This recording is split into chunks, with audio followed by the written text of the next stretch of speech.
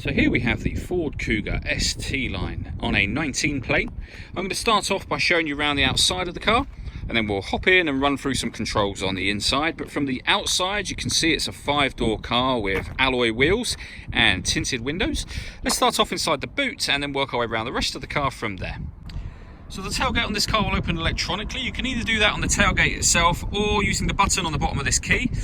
As that opens up, we'll approach the back of the car. You can see we have reversing sensors. This car's also got a reversing camera. Plenty of boot space as well, along with that 60/40 split folding rear seat.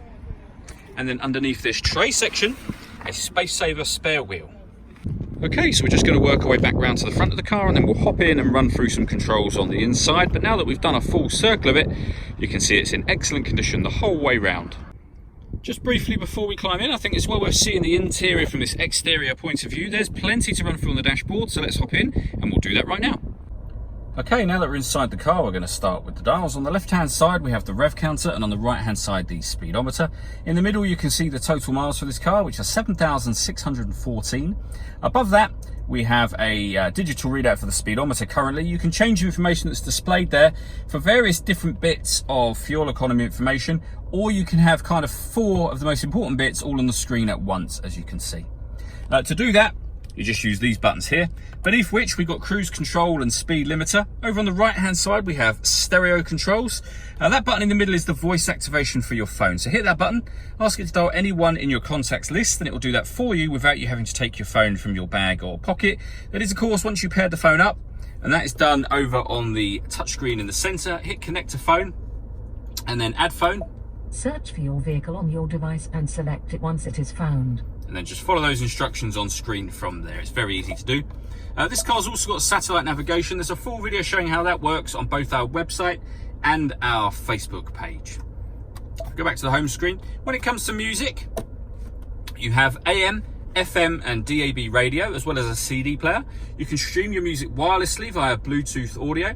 This car's also got 2 separate USB inputs, so if you plug devices into those, you'll have extra boxes appear up on this screen. We've also got the full colour reversing camera with guidelines showing you what direction the car is headed in relation to the image that you see on the screen. Working our way down, we have the dual zone climate control, so you can adjust the passenger and driver temperatures, the fan speed up or down from here.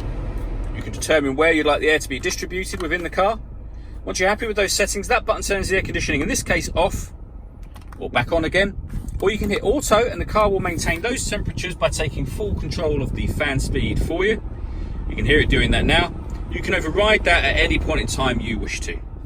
We've also got heated seats, driver and passenger, both with 3 different heat settings each. Heated rear screen and a heated front screen as well. This button is for the stop and start. So this car is designed to cut out when it's stationary in traffic to save you fuel.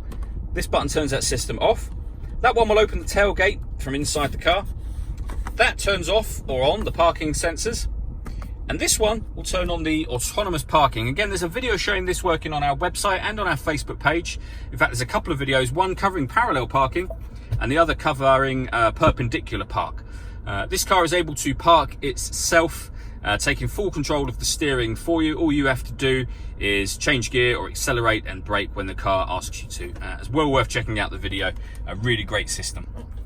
We then have a 6-speed manual gearbox, a 12-volt charging socket with the electronic handbrake, and inside the central armrest, the 2 USB inputs that I mentioned.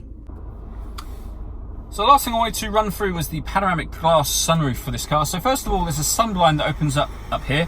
It'll open halfway up and stop. Second push of the button, and it will open all the way to the back of the passenger, or the rear seats I should say.